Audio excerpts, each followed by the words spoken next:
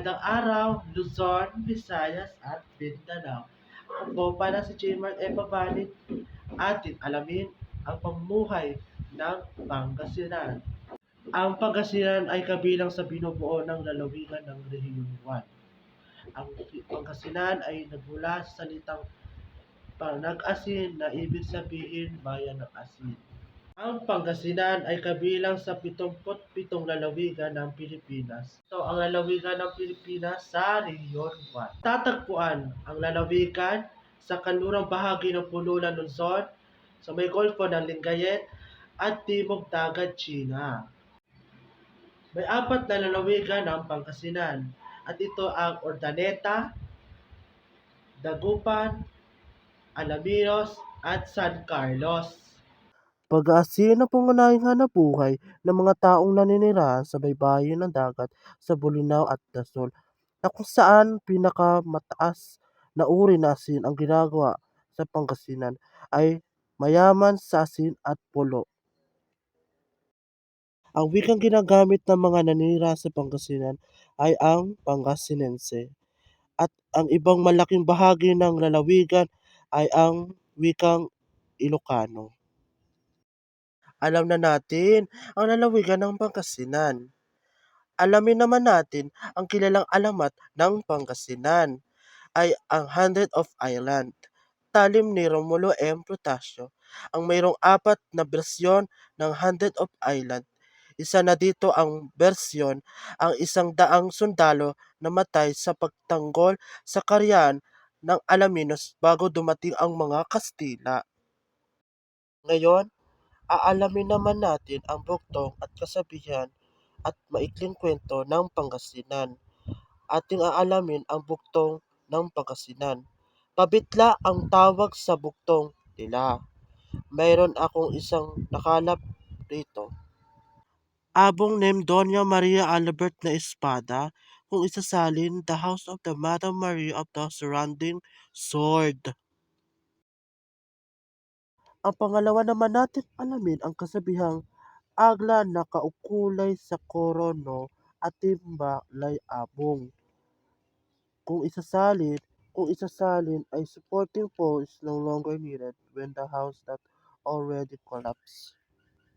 Ang pangatlo ay maikling kwento ng pamagat, trahedya sa buhay ni tatay.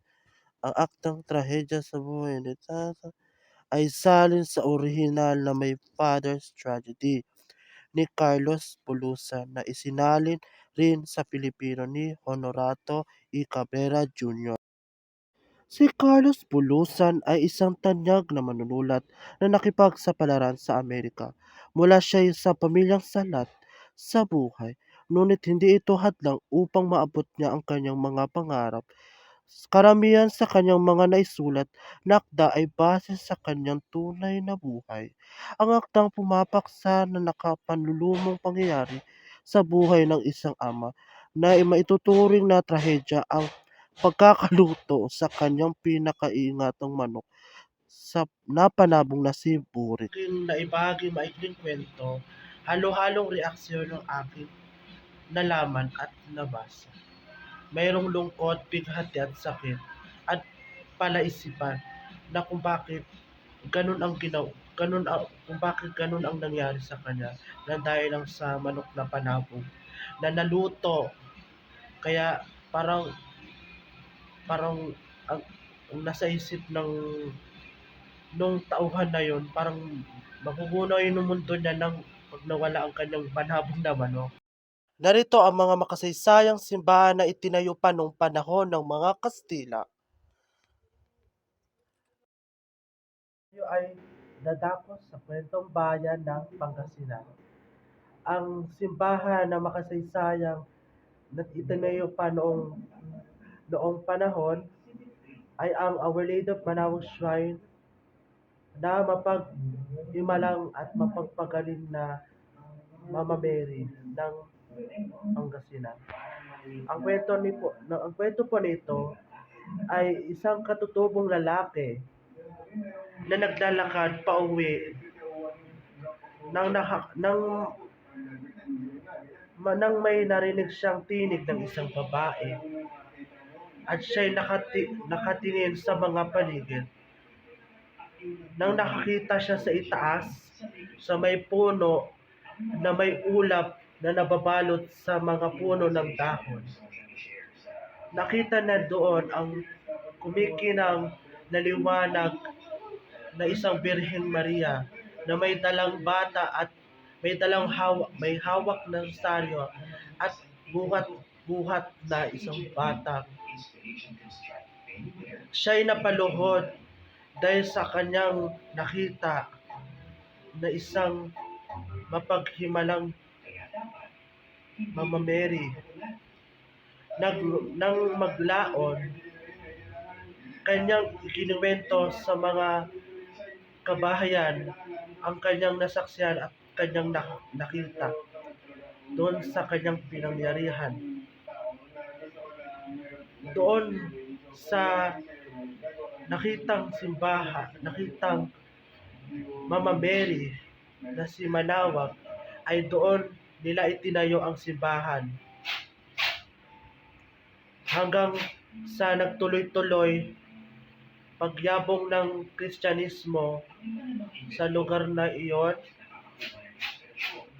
at lalo dumarami ang naniniwala sa mapaghimalang Manawag at mapagpagaling sa mga karamdaman. Ang simbahang Our Lady of Manawag Shrine ay nagmula sa salitang Manawag na ibig sabihin ay tawag ni Maria. Narito pa ang dinadarayo ng mga turista at ng mga nagatapos bumisita sa simbahan ng Our Lady of Manawag Shrine sa Pangasinan. Pagkatapos silang magtirik ng kandila para magpasalamat sa mga biyaya at sila ay pumunta para bumili ng sikat at patok lalo na sa mga biyaheros ay ang tupig. Ang sarap nun. Isa siyang kinayod na niyog na hinalo ang mga ricados na matamis at ito'y binabalot sa dahon ng saging. At ito'y iniluluto sa uling na ito'y iniihaw hanggang sa masunog ang dahon ng saging at ito'y maluluto ang loob nito. Pag kinain natin ito ay masarap at ito'y siyak na babalikan natin lalo na sa mga bago pa lamang. Ayun. At ayun lamang, maraming salamat po.